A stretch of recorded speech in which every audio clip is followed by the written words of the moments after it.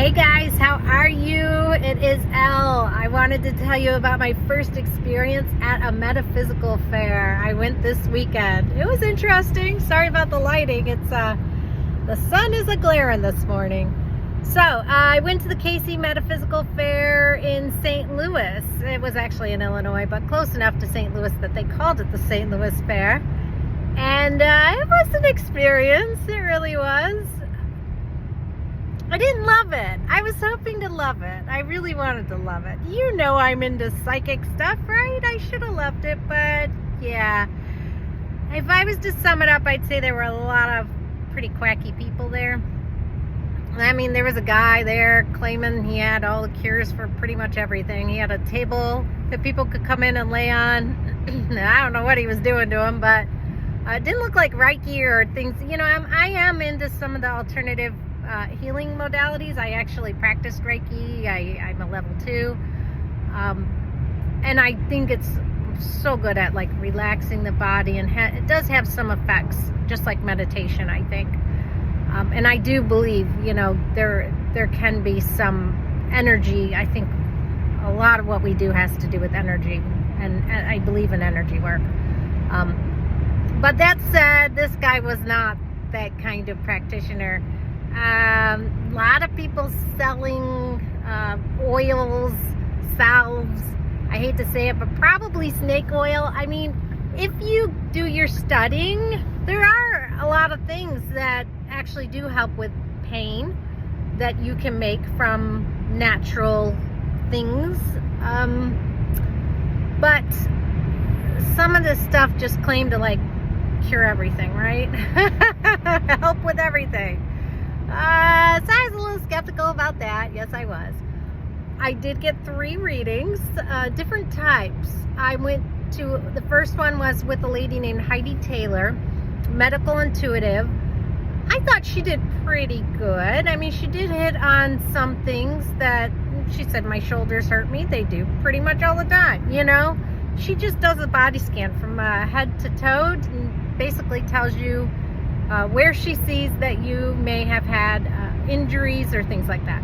She did pick up that I'd injured my back at one time and the correct area that it happened in. Didn't pick up anything with my neck, and I was surprised at that because I do have quite a few issues with my neck. So, you know, it was okay. She didn't pick up the issues with my knees, and I do have issues with my knees to the point that I can't ride a bike or things like that. Stairs bother them. I'm just getting old quick. Going to hell in a handbasket. So there were things she didn't pick up. You know, it was pretty good, I'd say. Pretty good, because she did pick up on some things. Then, I guess my things that I would say were my most bothersome, some of those she didn't pick up on, though. She kept telling me, doesn't your sternum hurt? No, my sternum doesn't hurt. I tried to make it hurt. It doesn't hurt. I did get a very cute necklace, pendant. It's a moonstone. I think it's adorable, if I can show it to you here. Oh. If I can get it the right way. There we go. See the light reflecting it? Isn't that pretty? And I also got this very dorky henna tattoo, which I would like it to go away now.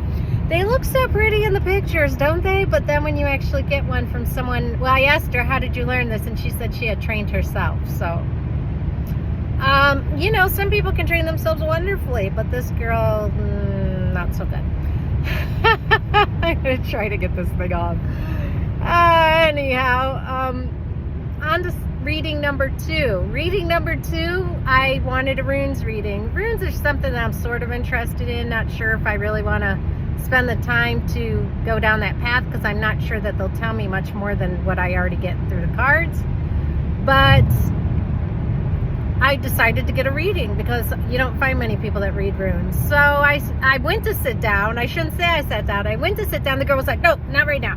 I have to clear this off. And it was very strange the way she said it. You know, you would expect someone to say, oh, can you just give me 1 second? I've just got one more thing to do before I start my next reading, right? Much nicer.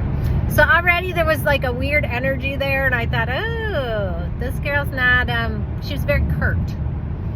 But I wanted the runes reading, so I waited until she told me I was allowed to sit down, which was weird. I thought clearing would mean like getting sage out and like clearing the energy, right? No, it was just like picking up her rooms, which she could have done with me sitting down. So right away I felt like she was putting the I'm in charge here, I'm the one who tells you, kind of the I'm the boss kind of feel in the air. Tay the Lion Queen or something like that was her name. Would not recommend her, honestly. It was pretty bad. It was really bad. Probably the worst reading I've ever had.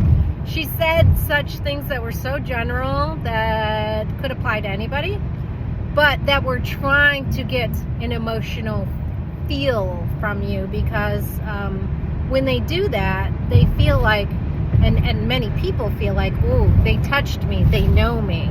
So I'll give you an example. She said, I needed to work on my inner child. I mean, we all could use some work on our inner child at some point in our lives, can't we?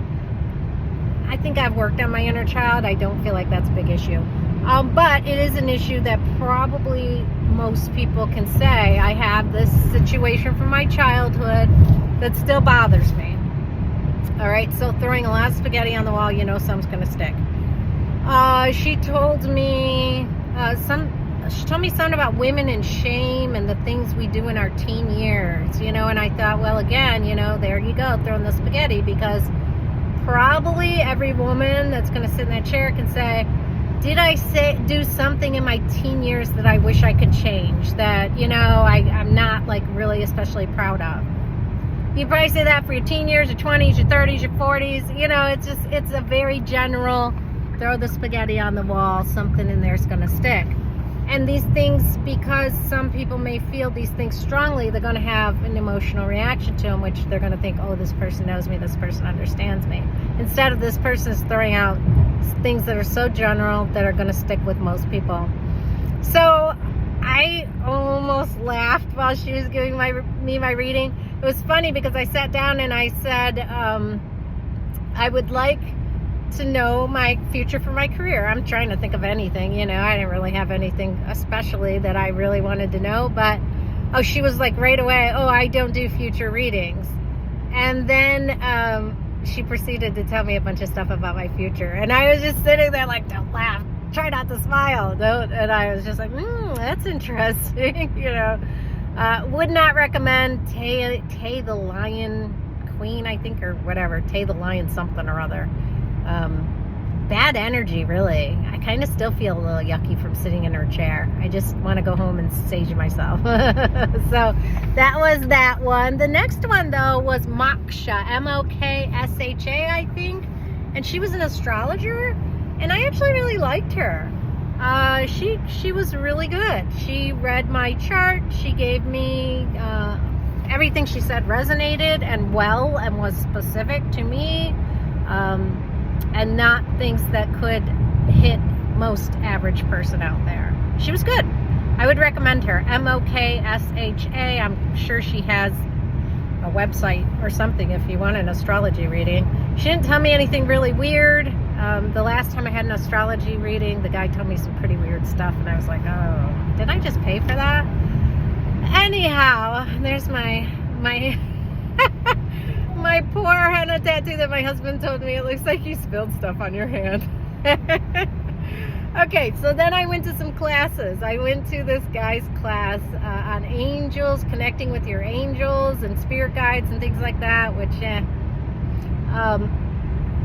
he said some pretty odd things. I mean, I don't know where people get this stuff, but he said when your cat lays in your bed, your cat's actually healing you. They're taking your energy. Where do they find this, right? Where do they find this? Okay, I know, I do a lot of psychic readings too, and you're like, where's the evidence? Where do you find this in the literature? I get it. I think the proof is in the pudding, right? Go back and see how much is right in the readings, and then you'll know if the person's any good or not, especially if they do future prediction type readings like I do, and not just, here's your horoscope for the month. I guess those can be predictive too, but those are kind of on the whole spaghetti on the wall, see what's going to stick thing as well.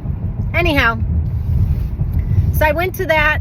There were just some odd things he said that I think I'm just so grounded in like a scientific background of mine that it's really hard for me, a lot of this stuff, because there seems to be some really common beliefs that I'm just like, where do you guys even get this? Who came up with that? Oh, that person like 100 years ago said that, so now everybody follows it and you just believe it? Because I don't know, I have a problem with that. I think we all should find our own way and feel what's right for us and that sort of thing. So then I also went to the Moksha astrologer class, and I found that to be quite interesting. She went over where your Saturn placement is and how that affects you. So that was my guess. My Saturn's in the 4th house. Learned some things from that, and the things were true. So that was good. So that was it. There were a lot of vendors. Most of the stuff I thought was kind of cheesy. I did like this lady who did this wire wrapping. I thought she was talented, and the actual pendants were really pretty. I'm looking for like a little bit more classy looking rather than that 70s, 60s vibey jewelry that seems to predominate metaphysical fairs. There were people selling things for outrageous prices. A little sterling silver ring that I had one like this, and I probably got it for like 10 bucks. There was a person selling one for $90 there. It was just ridiculous. And this was only $40, which I thought was affordable. So a lot of expensive things. The medical intuitive, I think for like 15 or 20 minutes was 50 bucks. And I thought that was high. But you know, you go to these things, I don't know if I'll ever go again. And I just thought, oh, what the heck, I'm here. I'm going to get a few readings. I'm going to, you know, just make the most of it while I'm here, right? It was pretty expensive, though. You can get usually almost a whole hour with people for that. At least a half an hour for 50 bucks. So then I did ask the medical intuitive, which her name was Heidi Taylor, if she did teach private classes, or not, I didn't say private. I said if she did teach classes, and she told me she teaches private classes and they're $90 an hour, which I thought was really high as well. And she teaches 13 classes, so you figure, you know, you're up there on how much this is going to cost you to learn. I'd much rather go to like Journey Within or even Arthur Findlay College. You can take classes for cheaper than that. So that was my experience at the Metaphysical Fair. Would I recommend it? Probably not. I think there were a lot of people with just bad charlatan energy there. Honestly, I feel still like yucky from being there. The energy in the room wasn't good. A lot of people that seemed thrilled with like ghost hunting and the spooky side of spirituality and things like that were truly gifted people. I think the only one I met was that Moksha. I mean, maybe the Heidi Taylor person had a bit of a gift. I didn't sit with all of them. I couldn't tell you. But I will tell you there were a lot of people that I walked by that I just thought, I don't know about that person, right? Just a lot of, I don't know about that person. I don't like the energy over there. I don't feel good about that. It really left me with kind of a yucky feeling, if I'm going to be honest. It left me with the feeling of people that are using psychic, medium, whatever gifts to take advantage of other people. And I just left feeling a little yucky because of that. So I personally would not recommend you go get readings at a metaphysical fair. I would recommend finding someone who's really well liked, rated, and recommended from people that you know, and not just internet reviews, because those are often BS too. And find yourself someone there. I think you'll do a lot better and be a lot happier, and you won't have to go home and sage yourself. All right, take care everyone. Bye.